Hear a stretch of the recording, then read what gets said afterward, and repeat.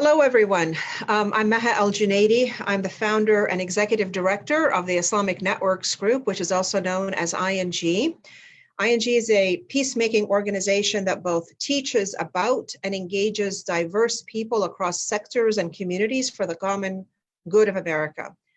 This event is co-sponsored by both ING and our local Silicon Valley Interreligious Council, whose mission is to build interreligious harmony and understanding to promote a just and compassionate society in Silicon Valley. Welcome everyone to the conversation today on responding collectively to Ahmaud Arbery's murder. By way of a brief background on this case, Ahmaud Arbery was a 25-year-old Black man who was jogging in the Satilla Shores neighborhood of southern Glenn County in Georgia when he was killed by a former police officer and his son, who first chased him in a pickup truck, cornered him, then proceeded to physically attack him, shoot and kill him. May he rest in peace. Now, the killers claimed that they were trying to make a citizen's arrest for a previous alleged break-in in the neighborhood. This is what Ahmaud's mother, Wanda Cooper, said about her son, and I quote, "The last time I spoke with Ahmaud was when I was leaving my home. I was scheduled for some training. I was leaving and I said, 'I love you.' And he said, 'I love you too, Mom.' That was the last exchange we had." Ahmaud had the humblest spirit that anyone could have. I'm not just saying that because he was my baby boy. He played football at Brunswick High School. He was a linebacker. He was the youngest of 3 siblings. He was a yes ma'am and a no ma'am type of guy. He was an I love you type of guy. He always left you with I love you. He had dreams. He was 25 with dreams of being married with kids, and it was all taken away from him. End of quote. Reading about Ahmaud made me more deeply aware of what prompted the Black Lives Matter movement and the need to sound the alarm on the crisis America is facing on race and racism, and in particular on the murder of Black men and Black boys in this country.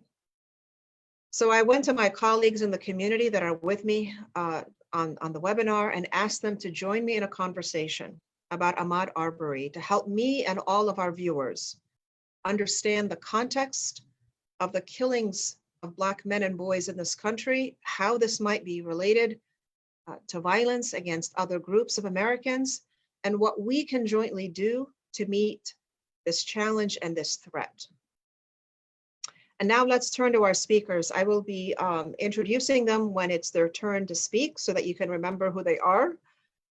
With us to address the societal context of Ahmaud Arbery's murder is Dr. Bilal King, who is a professor of sociology at Morehouse University. Dr. Bilal, in 10 to 15 minutes, which is not a lot of time, I'd like you to help us understand what is going on in America against Black communities. What do we need to know about it in order to help ordinary people on the ground constructively move forward in preventing the murder of any more innocent Black men and boys now and for the long term? And after you're done, I'm going to ask the speakers from the indigenous peoples communities, Latinx, Asian, Jewish, and Muslim communities to respond to your presentation before we address what we can do about preventing bigotry and violence about impacted communities. So Dr. Bilal. Excellent. Thank you so much, Maha. My greetings to everyone who is joining us. I appreciate people taking the time out of their schedules. I have 10 to 15 minutes, as Maha said, so I'm going to dive right into it. I really just want to leave everyone with 2 main points. So if you hear everything I say and you forget some details, these are the 2 main points I want you to take home. 1, narratives are key to legitimating treatment, meaning how members of groups of people are treated, right? Narratives render our political, economic, and other arrangements intelligible, right? But they are also in turn invigorated by those very arrangements. So our political hierarchy, our economic hierarchy, et cetera. And think about, right, when we're talking about race in particular, think about where Black Americans, think about where Indigenous peoples, think about where Latinos fit in our hierarchies. These are important. But unlike hierarchies, narratives are hard to quantify. You know, we could talk politically about the number of people at the highest levels of politics in your city, in your state, in the country, right? We can quantify that. We can do the same thing with positions and corporations and these sorts of things. But when it comes to narratives, you have to study them a bit differently, although some counting can be done. But the most important, second point to take from this is connected to the first point, which is that political and economic competitions produce the hierarchies which empower narratives. So there is some competition. I'm not a straight liberal thinker. I'm not a straight conservative thinker. I think in both lanes, if you will, and beyond. But what's important to understand about our society is, and this is any society, but let's think about our society, even when people win those competitions unfairly, they try to justify their position as the winners. And in our society, that's typically done by making it seem like the losers are losing because of something that's wrong with them. And my points are right. So this competition, right, that I'm talking about, when did it take place, Dr. King? Well, this competition in some ways we could say begins with the colonization of North America by English people. And I say that because we're talking about the United States of America, the Anglo, America. There are other colonization stories that are also important to the creation of race and racial narratives. But for the United States, the most important one to dwell on is going to be the one that comes out of the English colonies. And really, it's going to run from the colonial period up until the Civil War. Many people would say, well, what about the American Revolution, democracy, da da da da? That changed some things for some people in this country, but it changed virtually nothing except some elements of the narrative as regards the Black people in America, right? So the thing to know about the colonial period and this early Republic years, decades really, is that religious narratives gave the strongest justification for how Africans and their descendants were going to be treated. I'm not going to go too deep into the details of what those narratives were because they're mostly dead now. They're mostly, the religious narratives are mostly the things studied by historians.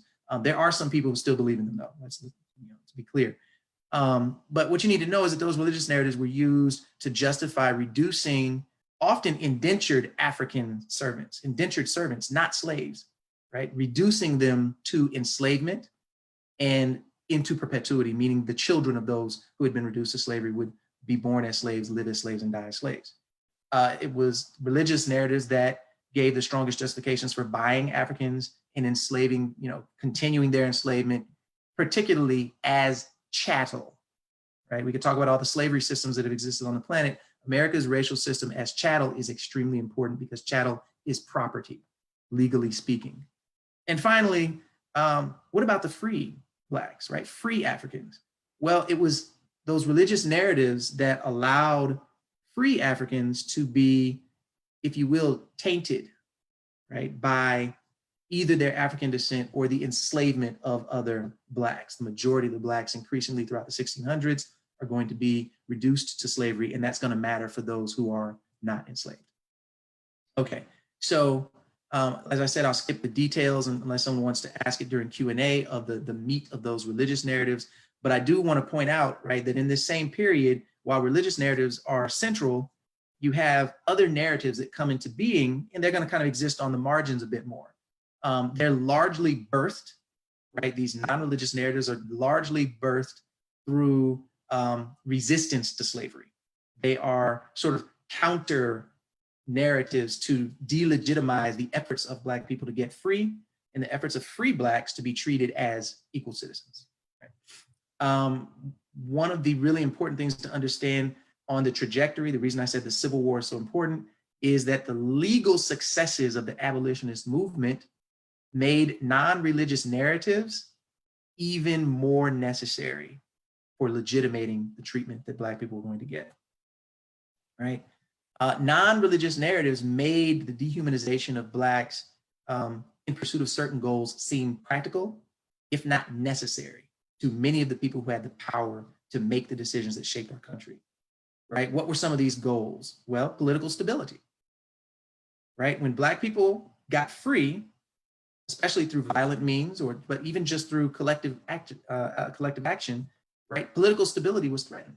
We have echoes of that very same notion today in rhetoric about the rule of law.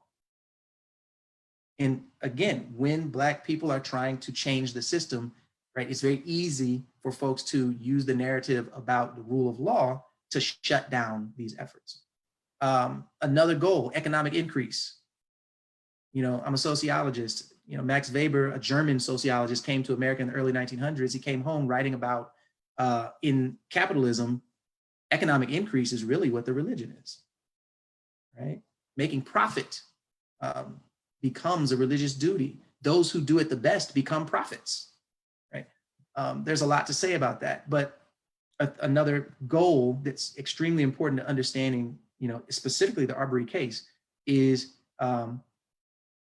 protecting property. Beyond the economic value of property, right? This is something that came with the English to North America, this sort of perception and preoccupation and sort of reification, we would say in sociology, of property as something that is sacrosanct, right? Understand, most Afro-Americans were reduced to property by the mid-1600s. And so our efforts to simply be human fly in the face of these narratives that legitimate the sanctity of property. Hence, the American Revolution does not free, right, the enslaved African people here. And so the thing to get is that these non-religious narratives are still with us in some form or shape even today.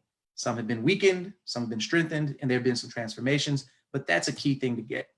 I'll just say briefly that there was a period in the late 1800s, early 1900s, when scientific narratives really replaced the religious narratives almost altogether, as scientific thinking comes to be sort of the norm in the United States.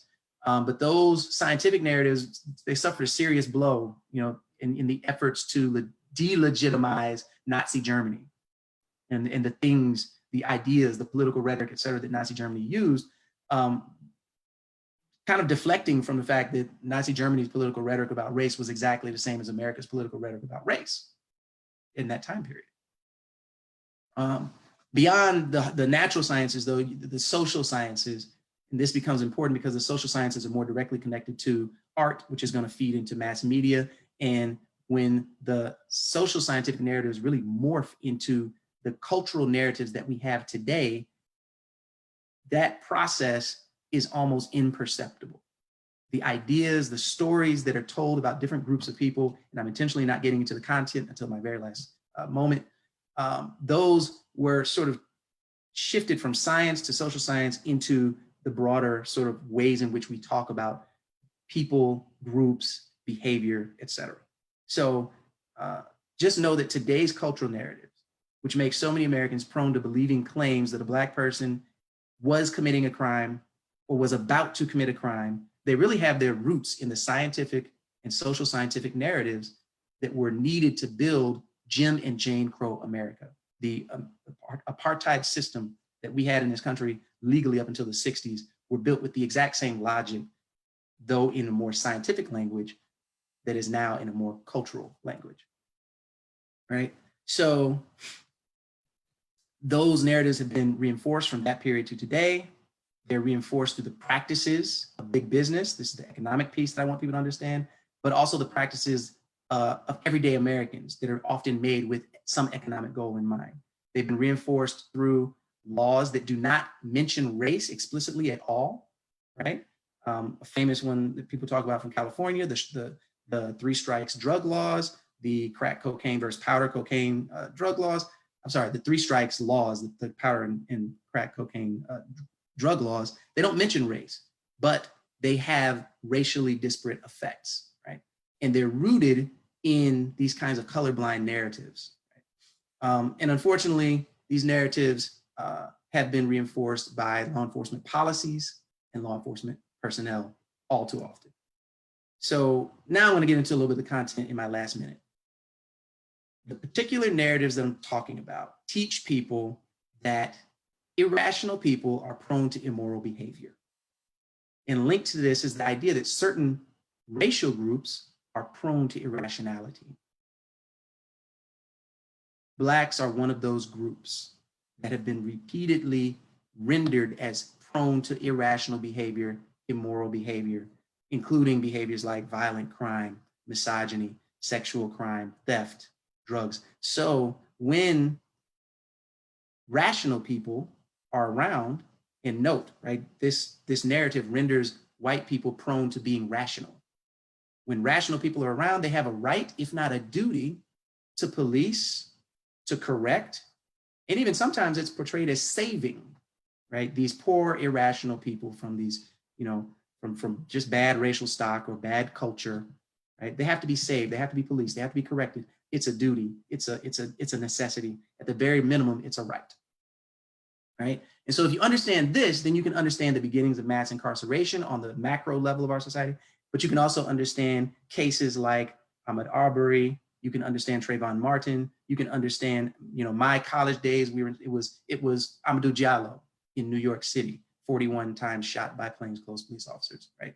So this is not unique to Black people. It is part of America's racial logic, which pertains to groups far beyond Black America. And we have other speakers who are going to give us some details in that direction. So I'll end there.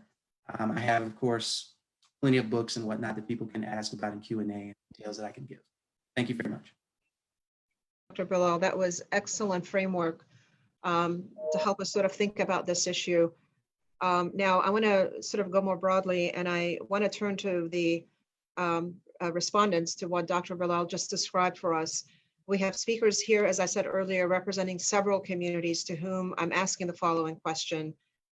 How have communities that you represent, and you're not monolithic, the communities that you represent are not monolithic, so think about the many communities that you represent, relate to the history of racism in the United States that was just described by Dr. King. I'm going to begin with Brother Shannon Rivers. He is a spiritual leader and works with the Indian Health Center in Santa Clara Valley, and he is a member of the Akamal Oatham Nation. And forgive me if I mispronounce that, but you can correct me when you go on. So, Brother Shannon. Thank you, and thank you, audience, for listening in, and thank you for inviting me to this presentation. The first thing that I want to say is that indigenous peoples in the Americas have a long history of colonization, forced removal, death and violence, and it started with Columbus, of course, and then on forward to the movement of the Spaniards from Tierra del Fuego to Chickaloon, Alaska. We've seen the history of violence from the north to the west and to the south to the east. If we look at the United States alone, there was roughly, we believe, about 112, maybe 100 million Native people here. Today, the population is 5 million, and that's being generous, I would imagine. What happened to those people? Where did they go? Where did my ancestors go? Many, of course, died through disease, but we know that starvation, relocation, and reservations played a big part in their death. Today, for example, in Los Angeles County alone, there are 174,000 Native Americans living in the city. Most Native people have moved off the reservation. A good 60 to 70%. Our populations are young. So the question that I have to go through within my mind when I think of Dr. King's response and a brief historical overview of Africa and African Americans, if you will, and the killings of young Black men. The reality is that Native people, unfortunately, are sometimes 2, 3, 4, and 5 times higher than the national average when it comes to incarcerations, when it comes to killings, when it comes to poverty, when it comes to homelessness, when it comes to economic disparities. And of course, this is a long history of the United States, and now we're jumping into the US. from Johnson v. McIntosh in 1832, and that relationship of what you now call manifest destiny that allowed the opening or the blanket taking of indigenous peoples and their land. We know that young Native men are incarcerated sometimes 3 and 4 times more than African Americans. And you say, well, how can that be? Well, if you look at our numbers, we are a small population, but we are a young population. But if what stands to be true is that we have a young population that is impoverished mostly. Unemployment on reservations can reach anywhere from 30 to 60 to 70%, depending on the location. So for us, we understand that what happened to this young man was nothing new in this country. It is to pervasive, ongoing white supremacy that you see in the violence toward people of color and basically toward the other. And the other is something that we don't recognize, and that what the white America doesn't recognize. And I'm speaking specifically of that kind of Christian white narrative, right? That European strong narrative of what the other looks like. Remember when Columbus landed, he was given the doctrines of discovery in the papal bulls that said to subdue, vanquish, and remove all of those that are not friends of the church, if you will. And Native people today still struggle with that recognition, right? Though many of us have assimilated in some way in the Western context of the society, even the religious society, we still have to recognize that indigenous peoples, from our women to our children, to our young men, and even our older folks. And I have to say, when we talk about older folks, our elderly population is not that old. Many of us are dying because of our health disparities. So you tack on all these things that are happening, from the violence across the land, from the destruction of the environment, the removal and the placement of pipelines across this country, the ecological devastation to our land. What are Native people to do? So many of them, unfortunately, our young population decides to leave and go to urban areas. Now, getting to the shooting of the Native people, we see that Native people, unfortunately, are dying at the hands of the U.S. Military and police state. You can go down to the southern border where they're building a wall, for example, right, on our reservation. And you got the border patrol that patrols that area and really is a basically lawless territory. You got cartels coming through, you got violence that is happening all the time, and you got poor, impoverished Native folks who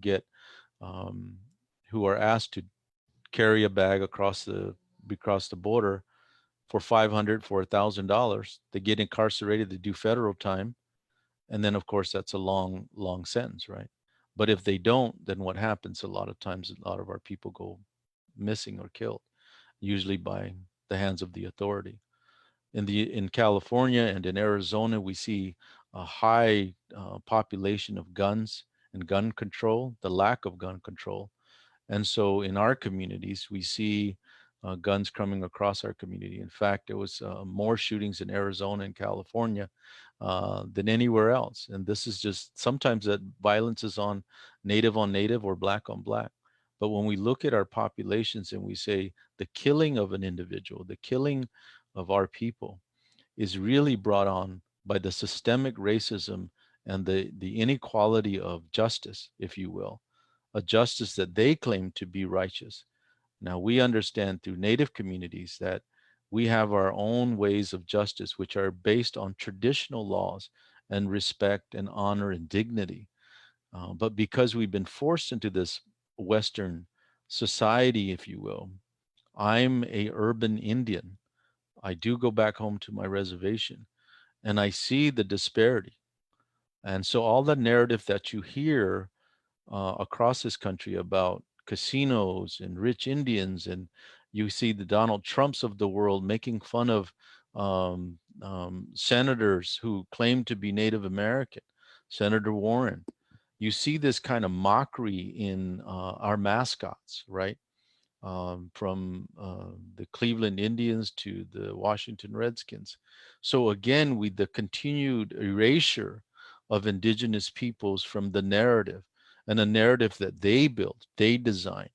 So it's not uncommon, sadly, it's not uncommon to see the violence spreading across our nation against people of color, black, brown, native, right? And we can't leave out the poor white folk. They're in the same shitty boat that we're in. No matter how we respond to this pandemic and this epidemic of violence, we have to collectively come together. The violence that is pervasive out there, the struggle that continues, is that you got murdered and missing indigenous women. You got young men and women dying out there because of this ongoing supremacy and this narrative of white supremacy and this legacy of violence toward people of color and toward people, First Nations and indigenous peoples of these territories. And so I'll just stop there, but thank you very much for having me on. And I really appreciated your comments. At some point in this webinar, I wanted one of the scholars online with us, and anyone coming up, it could be Dr. Pazar or Dr. Hen, to sort of unpack for us the term white supremacy, because I want to make sure that that the European American or white American folks that are watching us feel that they're very much part of this conversation. This is really about America. It isn't about one group of people. So I'm going to go next to Dr. Marcos Pizarro, and he is the Associate Dean of the College of Education and Professor of Chicanx Studies at San Jose State University. Dr. Marcos, take it away. Thanks, Ma. I'm really honored to be here with you all today. Just bringing my family with me, my parents, Leonard and Helena, my partner, Marister, my daughter, Xochitl and Silali. And I appreciate the folks who are joining this conversation, because it's hard to do, especially in these times when we're feeling helpless, but it's important and it's necessary. I'm going to talk a little bit about issues of white supremacy, and then maybe in the conversation afterwards, we can get into a little bit more detail about it. But thinking about the Latinx community, the impacts of racial violence have had a dramatic effect on our community since colonization, right? As Shannon was suggesting, as Dr. Bilal was suggesting. And we can't underemphasize the importance of understanding that history, because we continue to live it in terrifying ways. So violence was an integral part of colonization, and it shaped the Latinx experience in the United States since its formation, right? From rape to slavery to lynching to the destruction of libraries and ways of being, to police violence, to the denial of opportunities to learn in our communities. But what's critical to understand is that this is an essential component of white supremacy, right? And to be clear, it's not to say this is the agenda of the specific white person maybe who's listening right now, or who's watching, or who's thinking about this. White supremacy exists as an underpinning of our country. And it relies on the dehumanization of people and communities of color. The historical and intergenerational nature of white supremacy and racial violence has resulted in a national toxicity that's in the air we all breathe, but for many white folks has become so natural that it's imperceptible to them, even when they're engaging in daily acts that further white supremacy and embolden folks like the former police officer and district attorney investigator, Gregory McMichael, and his son, Travis, who feed on that fuel and engage in racial violence like the killing of Ahmaud Arbery. We live in a country that feeds and depends on that toxic air of white supremacy. It does. It's how these things happen. In the Latinx community, one of the clearest ways that I understand this reality is by witnessing how our youth have been and are continually violently dehumanized. Under the Trump administration, we've imprisoned thousands of brown children, separated them from their families, denied them access to healthcare, and watched them die. That's just one of the many ways in which the Latinx community is victimized by racial violence in the US. There are many others: racial profiling in our communities, police harassment and violence, the erasure of the humanity of our youth as they're demonized and framed as criminals rather than scholars. Our communities live this every day. And we can list the names going back generations and then into the present, including my father and so many of the children that I've taught over the years. those who've been victims of this violence. What's essential is that we understand that all of this is the product of a culture of anti-Blackness and white supremacy that connects all communities of color and that's maintained by all of our formal and informal institutions in this country. So the murder of Ahmaud Arbery, like that of Philando Castillo and Stephon Clark and Alton Sterling and Keith Lamont Scott and Terrence Crutcher and Sam DuBose and Walter Scott and Michael Brown and Eric Garner and Jonathan Farrell and Jordan Davis and Trayvon Martin and Oscar Grant, it's not an isolated incident. I can list thousands of other names of women of color from all our communities, of trans folks in all of our communities. And I want to be clear that this is a white people's problem. It really is. Not a people of color problem. The intergenerational dehumanization that white people have engaged in has been taught and learned and honed. The father and son murderers of Ahmaud Arbery, father and son murderers, Gregory and Travis McMichael, make it clear. This has been taught and learned and honed, a product of their own unacknowledged racial trauma and inability to engage in humanizing behaviors, and leading to all these different forms of racial violence. So there needs to be an effort in the white community to understand how these histories and processes live in these communities and families, and how they will fight them in daily actions so that we don't allow the continued dehumanization of people of color, the imprisonment of Latinx children, and the blatant disregard for the lives of people of color.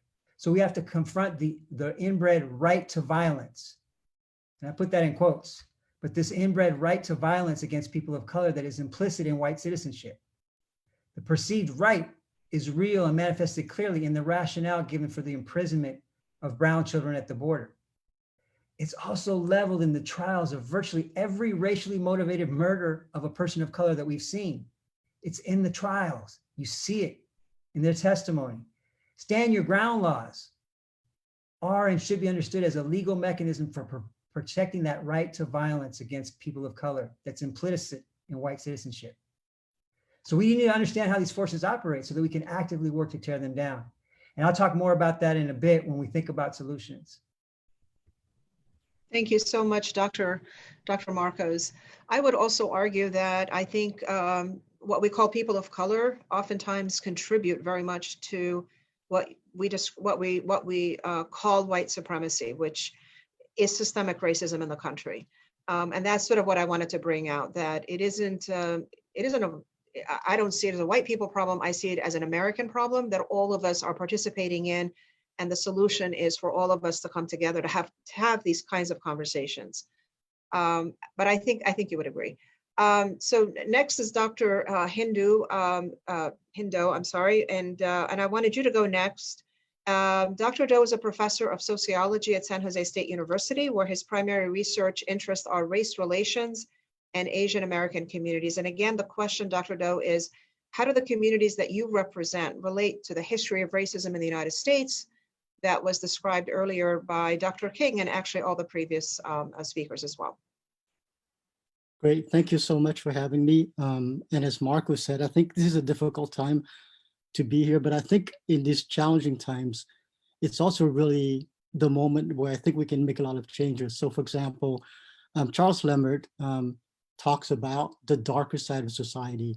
And one of the things that I think this moment sort of reveals for us is how much we have in common and how a lot of the histories of all the people in the United States have been shaped by two important sort of concepts. One is colonization, as I think Dr. King and Dr. Pizarro talked about, but also in terms of war, right? For Asian Americans, I think a lot of it is a result of war. So if you look at the ways in which the Filipinos, the Japanese, the Chinese, the Vietnamese, Southeast Asians, and all those folks who came is a result of both of these combinations of colonizations and war. And what's different about the Asian American community in some ways is this notion that at one point we were seen as a yellow peril. In other words, we were brought in and competed against white labor, right? And as a result of that, we were demonized. And one of the other concepts that I think that other speakers have talked about is this notion of citizenship. In other words, who belongs and who doesn't belong. And the easiest way to think about this is whether or not we allow people to become citizenship, whether or not we allow people to be recognized under the eyes of the law. So for example, for the Chinese American case, in 1854, People versus Hall, basically the Supreme Court decided that Chinese had no rights under the law, that you can be shot and killed by a white person and get away with it because you don't have any legal standing. Japanese Americans during World War II were put in concentration camp, despite the fact that they were born in the United States, therefore have US citizenships, but because of white supremacy, because of the institutions that Marcus talks about, were also put in internment camp or concentration camps. So all of these things are similar to a lot of the experiences that African Americans or Blacks or Native Americans, indigenous folks, or Latinx people have gone through. So our society is basically created on this notion of violence. And I think violence has been the central theme of how we control these folks. The other theme that I think I would add to is actually the divide and conquer. That in other ways, one of the things that happened with the Asian American communities is that up until 1965, we were seen as a yellow peril. The Immigration Act of 1965 changed that whole concept. So now we bring in more educated, more well-to-do folks, and all of a sudden now they become successful. And because they become successful, they become demonized. Because they become successful, they are compared to and used as a device to divide and conquer against other communities. In effect, saying to other communities, listen, why are you complaining so much? Look at those Asian Americans, right? Look at the Japanese. They were put in concentration camp. Look at the Chinese. They were excluded from coming to the United States. And yet at the same time, by the 1980s, they have done really well. So why are you complaining? So now we shift from the yellow peril to now the model minority. And so one of the ways in which America works is that we pit these groups against one another. We basically try to create this zero-sum game whereby if we win, you lose, right? And it's that narrative that Professor King talked about in terms of the economic. It's also racial, it's also social media, but I think it's also important in terms of the cultural aspects of it. In other words, we praise different communities differently when it becomes beneficial to us. And as a result of that, what we see is we put folks against other folks. The Asian American community has experienced tremendous amount of violence. I mean, they have been killed, right? In the riots, they have been imprisoned. Right now, we have Southeast Asian folks who are being deported. We have, immigrants without papers who are also being persecuted. So all of these is the same common theme that we all have. So what I really appreciate about this moment and about this webinar is that it allows us to really think about the darker side, but at the same time, it also allows us to really think about how do we address these issues to make it so that we can see how do we build allyships amongst one another? How do we support different communities? And so with that, I will close and thank you for the opportunity to share my thoughts with you. Thank you so much, Dr. Doe. I'm going to actually have Ishaq Patan go next. He is my colleague at ING, and he is ING's Bay Area Director. Ishaq, you have the unique perspective of being the youngest on this panel, and in fact, at the same age of Ahmaud Arbery before he died. In addition to your response to the previous presentations, I want you to say also a few words on how Muslim Americans are related to a conversation on racism. Islam is not a race, Islam is a religion. So just talk a little bit also about the intersection of race and religion. Sure, thank you, Maha. And thank you to all the panelists so far who have joined here. So on a personal note, as you mentioned, I am of the age as Ahmaud Arbery, and as someone who, God willing, hopefully has a life ahead of me, it is terrifying to think that at this stage in my life, it could have been cut short in such an unjust way. I do recognize, though, that I could go for a jog without experiencing any issues. No one would view me as a threat in the way that Ahmaud was, and that's where I recognize my own privilege that I have in this time. The Muslim experience in the United States is something that begins with 20 to 30% of enslaved Africans coming from West Africa. And today, 20% of Muslim Americans are Black and will experience the same issues that Dr. Bilal mentioned that Black communities experience around the country. Additionally, Black and Muslims of other races and ethnicities have long been viewed as the enemy in the United States, a reality that has impacted the perceptions and treatment of Muslim Americans and of Muslims generally in both popular culture as well as through domestic and foreign policies. For example, and to start off, Islamophobia is not benign. It is a hundreds of millions of dollar industry of individuals and groups that promote the demonization of the Muslim community. And we've seen a rise in anti-Muslim hate groups. As an example, in 2016, the number was 34 and then jumped to 101. And this network has a strong influence on other aspects of our society. In popular culture, the news media has systemically delivered one-sided news about Muslims that focuses primarily on acts of terror or violence. According to media content analysis, more than 80% of television media coverage of Islam and Muslims in the US is negative. Another study has shown that terror attacks by Muslims get 357% more media coverage than other terror attacks. And therefore, not only are Muslims portrayed negatively on a whole, they're made to appear as though they have the monopoly on terrorism, which is absolutely contrary to facts. And finally, media coverage often disregards human rights violations against millions of Muslims around the world in places like China, Myanmar, Syria, Yemen, Kashmir, and Palestine. In terms of domestic policies, we've seen 2 decades focusing on the war on terror that has maligned Muslim Americans as threats to national security. Furthermore, anti-Sharia legislation proposed or passed in 43 states around the country claims to bar foreign laws, but in reality is really aimed at an imaginary threat of the imposition of Sharia on the United States. The travel ban, enacted in 2017, prevents immigration or travel to the United States from people from primarily Muslim or African majority nations, and then in that process destroys families. And on a foreign policy level, we've seen major wars in Iraq and Afghanistan targeting Muslim populated nations and peoples, resulting in the destruction and killing of thousands of innocent civilians. In response to stereotypes propagated about Muslim Americans during the first Persian Gulf War, ING was founded to supplement education about Muslims and Islam in the public sphere, including in institutions like schools, like government offices, and community spaces.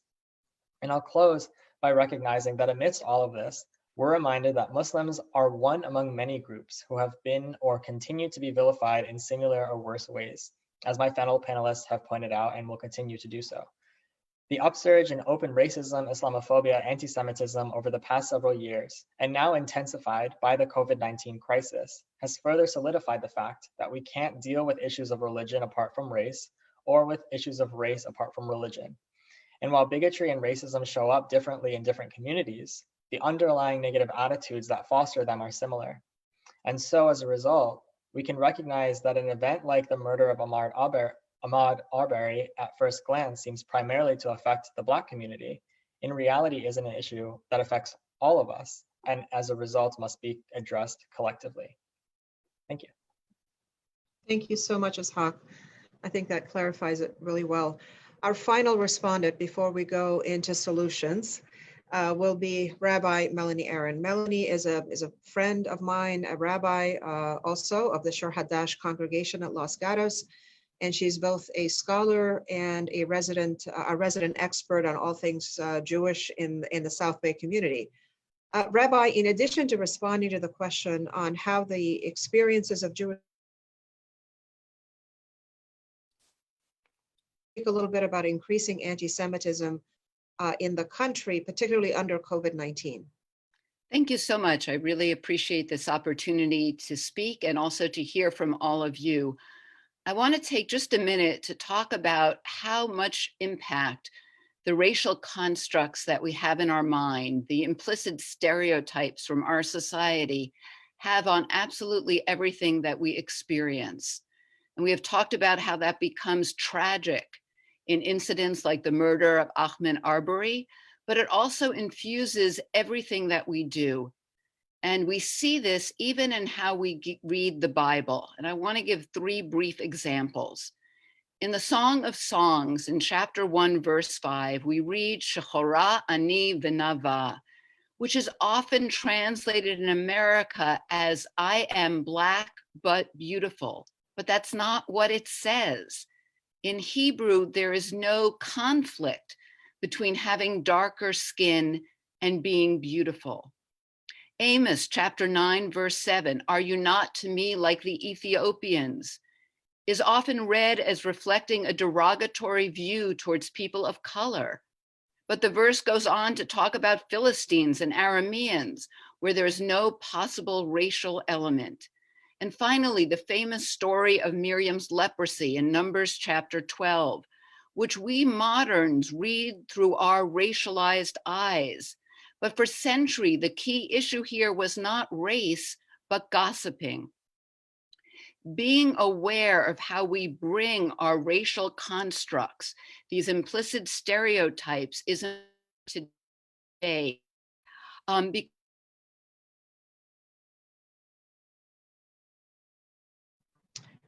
I think we lost her. Ishaq, Rahima? Are Looks like it. cursed in the Bible. Okay, she's fine. This goes back to the story of Noah and his sons. But the reading actually there has no racial element. And the curse is not of Noah's son, but his grandson Canaan, and relates to the political relations in the early Bronze era.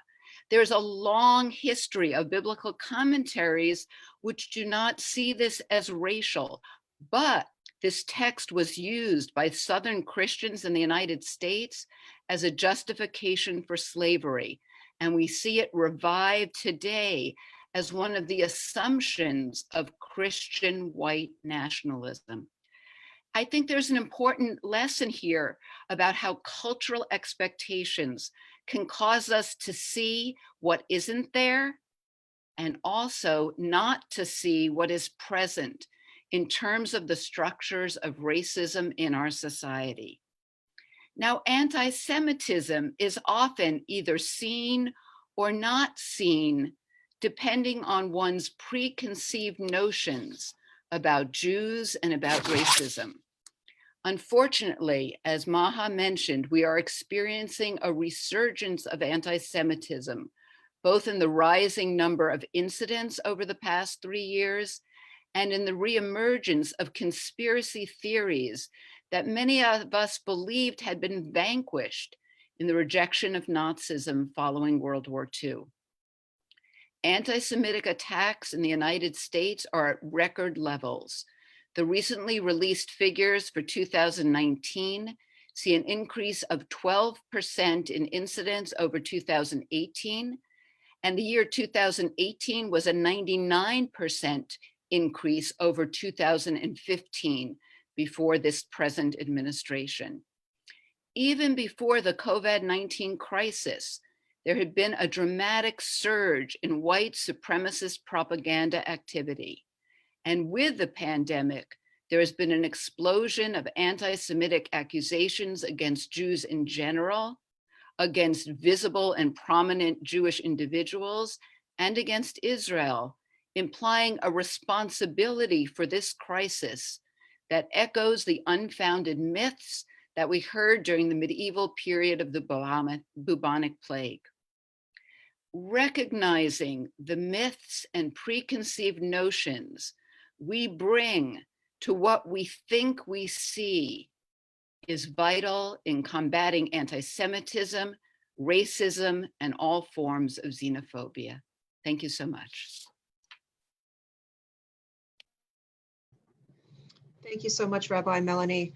And thank you all for your very thoughtful presentations on what your communities are experiencing in bigotry in America and how that's related to the case of Ahmaud Arbery.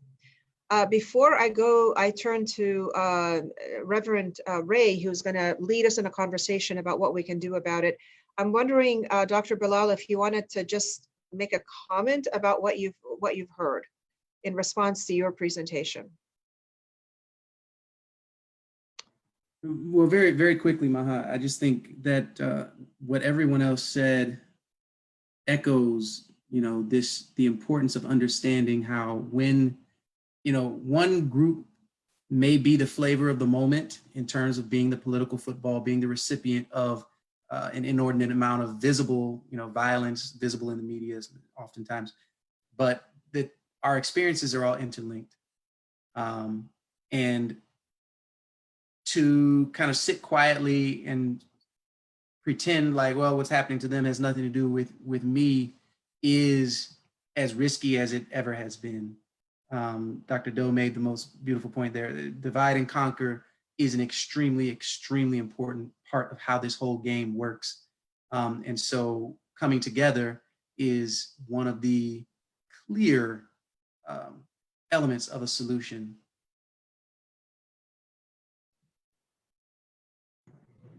Thank you, Dr. King. And this is exactly why in my organization at ING, we've decided that we would only do Islamophobia work or countering Islamophobia work in the context of other forms of bigotry, because I don't think it makes sense otherwise, that we're just sort of spinning our wheels when we're not addressing deep-rooted problems in the United States. And this takes us to Reverend Ray Montgomery. And I want you to basically start us off on a conversation about what we can do about it. But by way of introduction, Reverend Ray Montgomery is the head of PACT San Jose. He is a former pastor in the Second Baptist Church, a scholar with degrees from both the New York Theological Seminary and the American Baptist Seminary of the West in Berkeley. And a brief word about PACT, which he runs in San Jose. They are part of a national network of interreligious, interethnic organizations that are invested in the civic engagement of diverse groups for the common good. I want to welcome you, Ray, to this conversation, and I want you to bring us back now to Ahmaud Arbery. What could we be doing immediately to prevent further harm against our Black American brothers and sisters? And what could we be doing institutionally and individually for the long term? Even though we're not all Black, how do we get all Americans to own each other's problems on race, and is that even possible? And I want the other presenters on the webinar to also think about responding to that question. But Reverend Ray, I want to give you 10 to 15 minutes to respond to this question. Thank you so much, Maha, for the invitation, and thank you for all that have preceded me.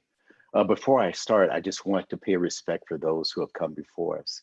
This sacred land, which is not our land, but yet we call our home. I want to honor the elders. I also want to honor the elders and those people of color and traditions who have lost their lives in the name of their faith and because of the color of their skin. Mm-hmm. So at PACT, in the tradition of what we do, people acting in the community together, we listen, and we listen to stories. So to lead us into the suggestions of how do we and what do we do to combat bigotry and to dismantle racism, I like to share a story that to lead us into a thinking and feeling process, emotive and cognitive. It's a story written by Jim Barber Jr. And it is titled, Ahmaud Arbery Holds Us Accountable. And then hold on to the idea that at PAC, we believe that ordinary people organize to do extraordinary things. Ahmaud Arbery, the young man, now has become Ahmaud, the symbol, and his death has become a moment in history, spawning a new discussion on race and equal access of justice. That woefully unfulfilled promise etched atop the marble shrine that hosts our country's highest courts. In the words of Brother Barber, he says, Ahmaud Arbery's cousin, Josiah Watts, and I have shared countless conversations about how our community failed Ahmaud and his family, about how we allowed insidious racism to permeate the DA's office and to infect the law enforcement's handling of the case, and about how it is our community's fault that officers responding to the crime scene approached the McMichaels, apparently anticipated a reasonable explanation, even as the two killers stood over the body with their guns on hands and the smell of gunpowder still lingering in the air. There can be no doubt that if officers had responded to the scene where two armed Black men stood over a body, police would have shot first and asked questions later. It cannot reasonably be disputed that if the McMichaels had been Black, they would have been immediately arrested or much more likely killed by the police on February 23rd for their crime. There would have been no chance to explain and likely no presumption of innocence, no indictment, no trial, just swift and sudden death. Yet the McMichaels were allowed to take their guns and go home. And while the immediate fault of those actions lie with the people who took them, we as a community and as individual electors idly allow our leadership to believe that we would accept accept that to allow them this racial killing to go unpunished. That fault lies with us. Worse, the McMichaels intimate knowledge of how their crime likely would be treated by local law enforcement, most certainly emboldened them to grab their guns that day and pursue Ahmaud. If the McMichaels had believed the people who had believed the people would be arrest and kill them for their armed pursuit of Ahmaud, then they would have never left their homes in the first place. Accordingly, we as a community have not been, if we had not been willfully blind to the institutionalized racism, Ahmaud might still be alive today. So our position is, we as a community, if we had not been willfully blind to our institutional racism, and Ahmaud might be alive. As articulated by our panel here, we have a historical view of institutional racism. I have to posit that if laws were enough, then the Civil Rights Act of 1964 and the Immigrations Act of 1965 would give us freedom. If faith was enough, which we are all people of faith and faith communities, if our faith were enough, our faith calls us to personally live in right relationship with our faith, with our God, to live in right relationship with one another, and to live in right relationship with natural creation. If that was enough, then we would have justice. But because it's not enough, and because we willfully are blind because of our own institutional or internal racism, we all stand over Ahmaud with smoking guns in our hands. We are all complicit. So socially and politically, yes, we organize, we fight, we pass laws, but what cannot be legislated and what cannot be changed is the condition of the heart. Our faith must push us to see ourselves as Ahmaud. And only when we can see ourselves as Ahmaud, then we as a community, a collective interfaith, collective those who don't have faith, then we're able to stand and bear this burden together against white supremacy and institutional racism, that which has so eloquently been explained by our panelists. But in order to move forward, it has to go beyond the passing of laws, because we pass laws. It has to go beyond our faith, because we have our faith, which governs our moral compass, our ethical practice, our way of being in relationship with our faith, and our way of being in relationship with one another and with nature. So the only thing beyond organizing and laws in our faith is we must see ourselves as Ahmaud. We must not be complicit. We must not be silent. We must be angry. We must agitate, and we must join together. Thank you. Thank you. There's so much to say here. Thank you so much. One of the things that we're considering in our own organization is to do a series of webinars addressing internal racism within our own Muslim American, Arab American, South Asian American communities, and to begin to build trust with other minority communities. That kind of work needs to happen as well, in addressing our own internal racism and then building trust across minority communities and with white communities as well, to sort of collectively work together on the issue of race and racism, which is a very tough issue. Dr. Pizarro, I want to go to you next, and then Dr. Doe, and then Brother Shannon. I would love to get your perspective on this, and of course, Rabbi Melanie and Ishaq and Dr. Bilal. So let's begin with Dr. Pizarro. Great, thank you. So fascinating. Reverend Ray helps me think about this Mayan philosophy, which is in la quech, right? It's you are my other self. Tú eres mi otro yo. You are another me. So in our work here at the university, that's one of the approaches that we take to working with students, is when we look in our students, we want to see ourselves in them, and we want them to see themselves in us. It's a complicated idea, and we operate through it in different levels. But one of the ways in which we do that is to challenge this idea of, you know, what Reverend Ray was talking about is this idea of being willfully blind, right? We want to challenge that idea. And so that is related back to what my earlier comments were. It's ideological work. It's ideology. It's the air that we breathe, right? We have to fight the air that we breathe. How do we do that? Well, one of the ways that this manifests itself in schooling is through the deficit orientation, right? We look at students of color. We look at African-American young people. We look at Latinx young people. We look at Southeast Asian young people, and we see what they're missing. And we think about it often from a savior mentality of like, what are we going to do to save these people?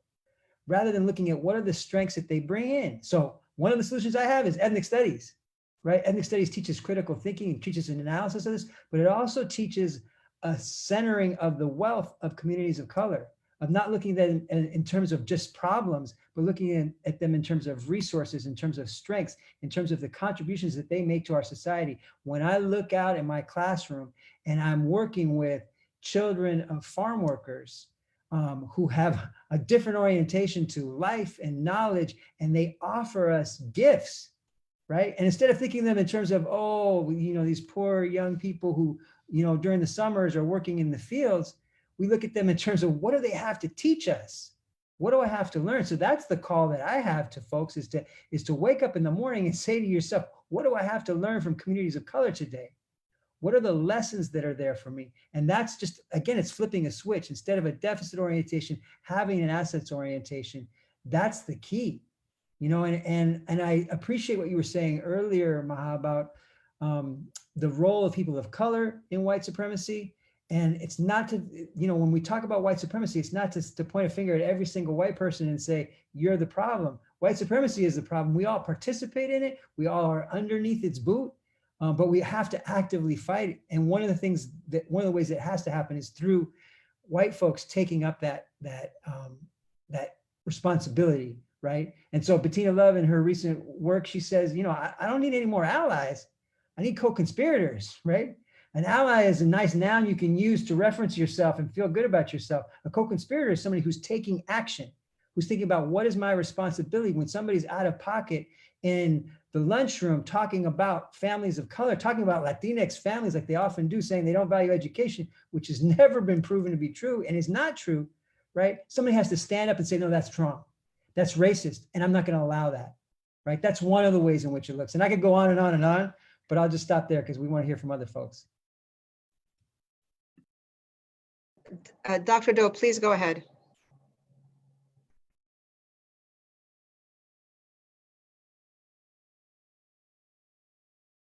I'm sorry.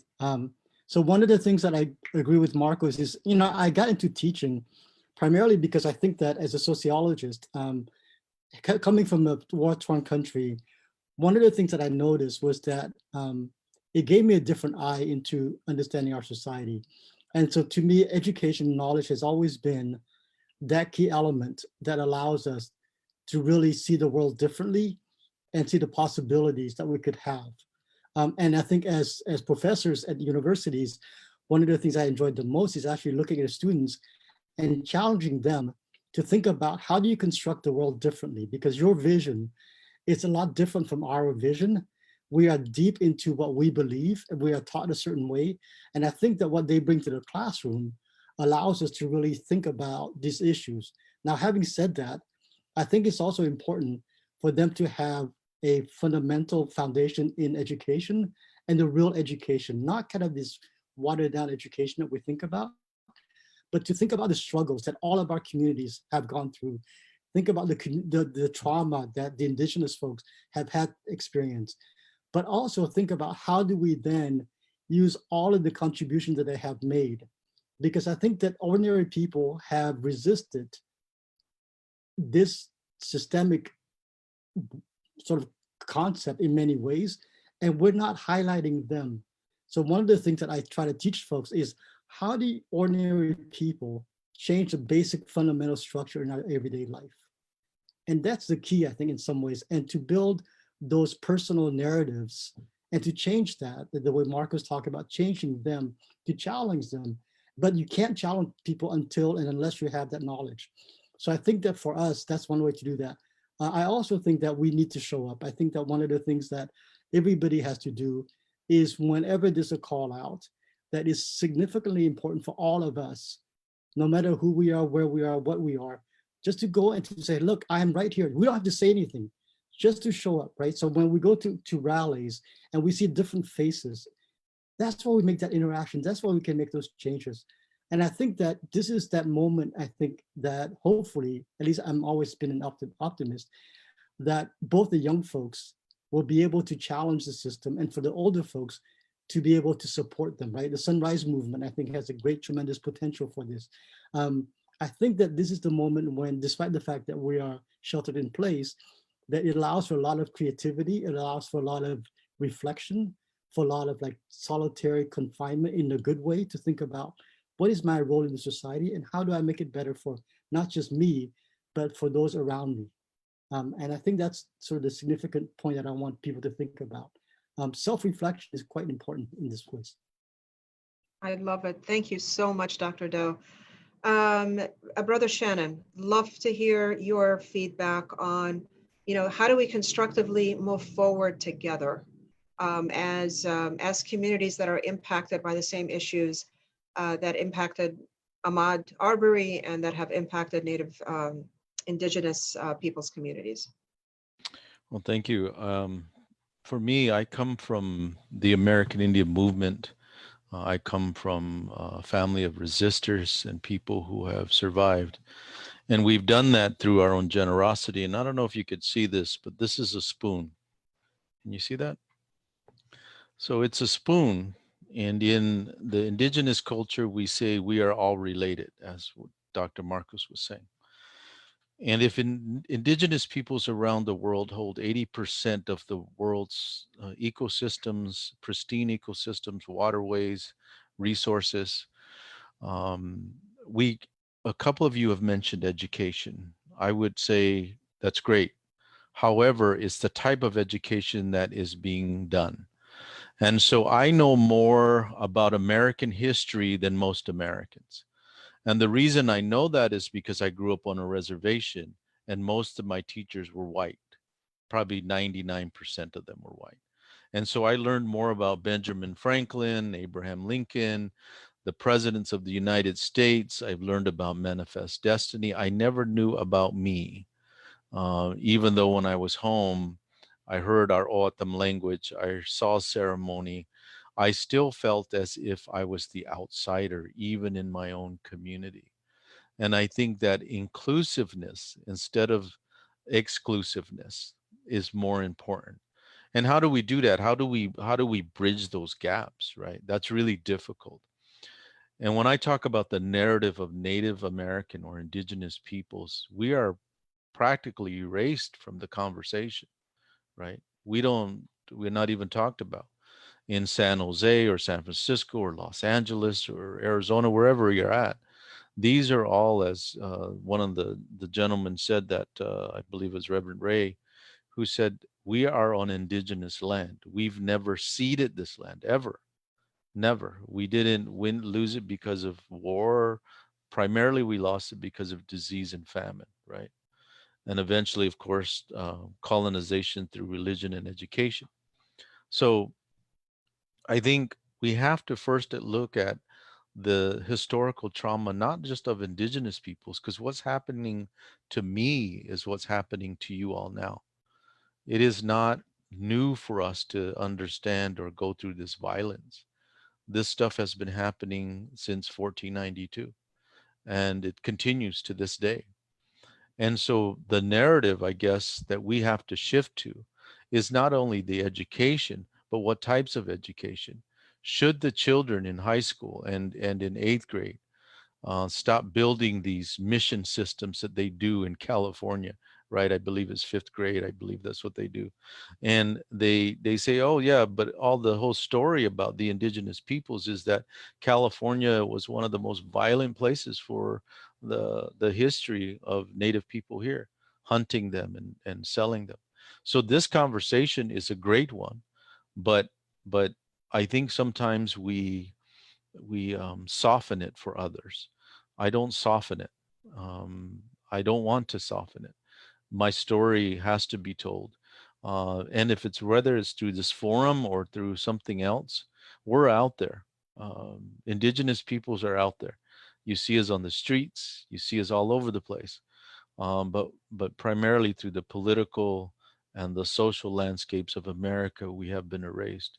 So bringing the vision and the perspective of indigenous peoples, because we hold those ways of living. The last thing I'll say is that when Columbus landed, his men were pitiful. And when the people landed on the Mayflower, they were pitiful. And we helped them. And that is part of We Are All My Relations. That is part of drinking from the same spoon, right? Drinking from the same well and honoring each other that way. So thank you, Maha. Thank you for all of you for listening to me and allowing me to join your conversation. Thank you. We're very honored to have you in the conversation, and there's a lot for me to say, but I don't want to talk. I want to have Ishaq, Rabbi Melanie, Dr. King, and then Ray. I want to bring it back to you for you to sort of to just comment on what has been said. So whoever wants to go next, Melanie, Ishaq, Melanie, go ahead. So I just feel so connected to some of the things Shannon said. It's not just being excluded from history. It's sometimes when the history is very different from your perception. I remember going to public school and hearing about the Crusades and what a wonderful contribution they made to the world, and going to Hebrew school and hearing about how they slaughtered thousands and thousands of Jews as they made their way across. So it's a very different history. I really appreciated what Dr. Doe said about not being divided. All of the powers have always used that, whether that was the Romans or whether it was the British Empire. They have sought to divide us. And it's so important that we refuse to be divided and that we stand together. We not allow issues to become wedge issues, that they can drive us into different corners. And then finally, I want to remind people that those conspiracy theories of the white supremacists are not just a danger to individual groups. They are not just a danger to the Black community or to the Jewish community or to the Muslim community. They are a danger to democracy, to America itself. And I think in that way, we can see that this is a battle for all of us to be engaged in, whatever our background. We need to understand that, and we need to see our own perceptions, and we need to understand that this is really fighting about this country for all of us. Thank you. Beautiful. Thank you, Melanie. This is a good segue for you, Ishaq, because I know what you're going to say about the importance of engagement and civic engagement because of the work we do. So go for it. Absolutely, yeah. And I just wanted to kind of lift up the idea of deep relationships. I think creating solidarity involves intentionally engaging with those who are different and learning about them. I can't really I won't really understand what it's like to be a Black person in America until I surround myself with enough Black people to get a sense of that more, and then kind of be humble in the process of that learning experience. And so I think we really need to generally advise moving beyond transactional relationships that our kind of society is pushing us toward do, and move much more towards that deep relationship. And with that comes a strong sense of engagement that ING as an organization is something that really promotes. And that includes engagement with institutions such as our government, and that can be for the purposes of education. And I want to be clear in that engagement doesn't mean two people sitting in a room and agreeing and saying, okay, like, let's just pat each other on the back, we're all great. It means having a tough conversation about what does it mean for the ways in which your system has affected my community, and being able to kind of be at the table to share that. And ING does that work, and we do that work with various agencies, including police departments and FBI and others like that. And there's a couple of reasons as to why. First of all, it's with a deep understanding that, if these are institutions that are seemingly there to serve the community, the people who are working in those institutions should be free of stereotypes. And a lot of times the reality is that they do have stereotypes about Muslims or other groups. And so to be there and to kind of dispel these misconceptions and stereotypes is incredibly important. And the second thing is that is really promoting a sense of cultural competency in agencies across, whether they're healthcare, whether they're government, whether they are educational, and so on. Because in the process, you kind of really push towards avoiding misunderstandings. And in the case of police, as an example, how can police officers interact with Muslim Americans? What do they need to know about Muslim Americans to distinguish between threats, so that they don't think that a Muslim doing this is automatically a threat? As an example, a Muslim woman wearing a hijab, does it mean that she's trying to cover herself or hide something, or does it mean that she's engaging in a practice of religious women throughout history as an observance of modesty? Similarly, like when approaching a mosque, is the best way to approach a mosque kind of just walking through the door? Is it to set an appointment in the way that they might set an appointment with a church or a synagogue or a temple? And so it's just things like these that we really want to advocate, which I think we would call constructive engagement, not necessarily just engagement for the sake of engagement. But yeah. I remember a recent training that we did for the FBI, and I actually, in talking, before I talked about who Muslims are, I went through the history of the creation of narratives about Muslim Americans. Why do we viscerally react? Why do I have the experiences that I do when I'm boarding a plane? Why do our kids have experiences that they do in schools? And I went through it all. I went through the history of narratives and how these are reinforced in society through the media, through education and so forth. And I kid you not, I could hear a pin. I mean, you could hear a pin drop in the room. Everybody was really captivated by the conversation. There might have been one person that I think would have given me a hard time if other people weren't there, about this. Because Saudi people, no, talking about this, and we've realized that history. And this is why I said that, people, what we call people of color, I think contribute very much to institutionalized racism in the country. And that's why this is an American conversation, not just a conversation among certain groups at the exclusion of others. I think all of us need to participate in this conversation. So Dr. King and Ray, do you want to add anything to what has been said before I make the close? Sure. I actually I want to respond to you. You've said it twice tonight about people of color being complicit.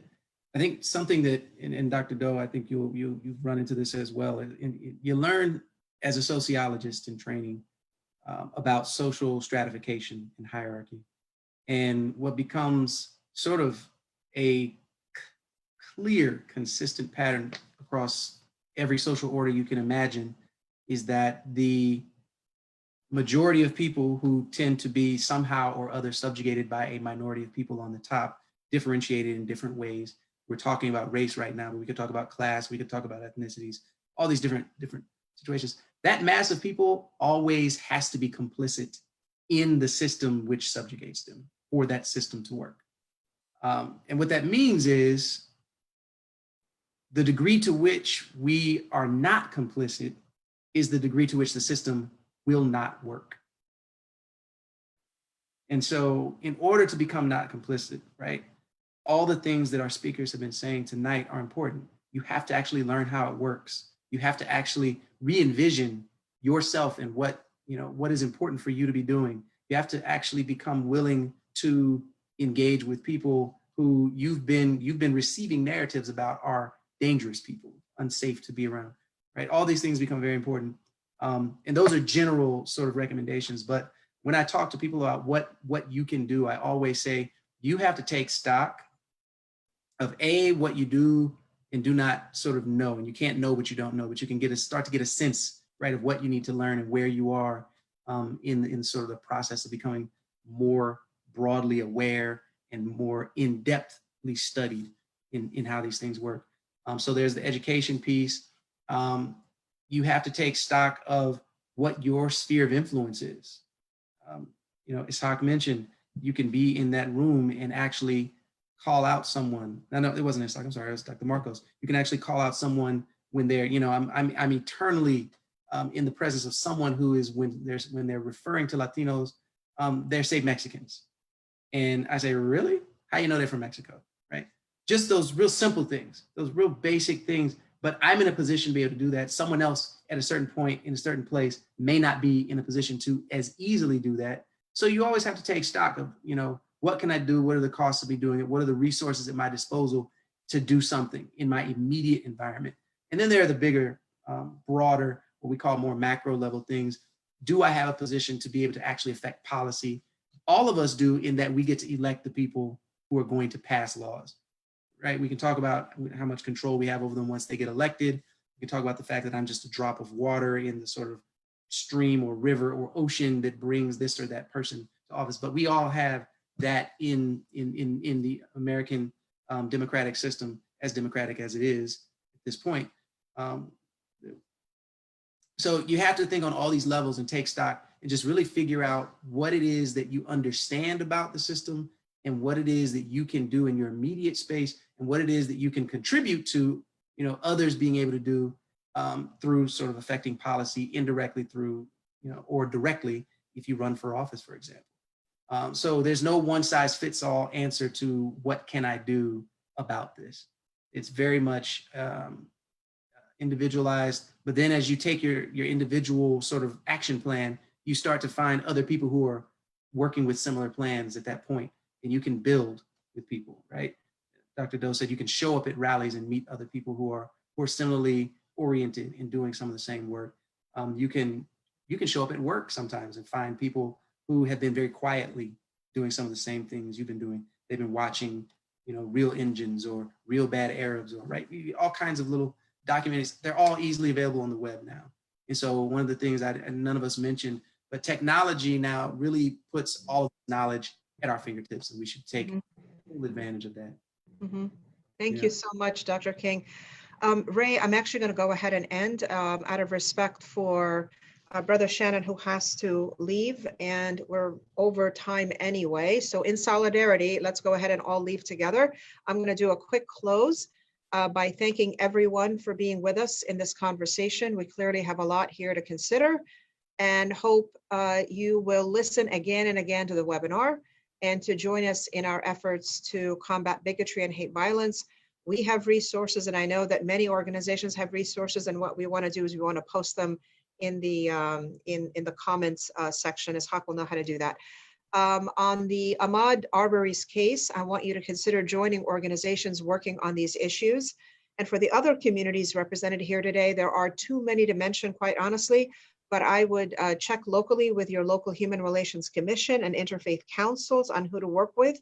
And you could always keep in touch with our organization, Islamic Networks Group, or ING, by writing to us at mail@ing.org, or by going to our website at ing.org and joining our listserv to be notified of events such as this one, or to consider becoming one of our speakers in your local area. We hold a lot of these kinds of conversations. This is one of many that we've held, and we're hoping that the speakers that are on today can become, you know, part of that bureau. Again, I want to thank all the speakers today in the Silicon Valley Interreligious Council for their co-sponsorship of this event. You can learn more about them, faith community events, as well as COVID-19 information and resources on their website at civiccouncil.org.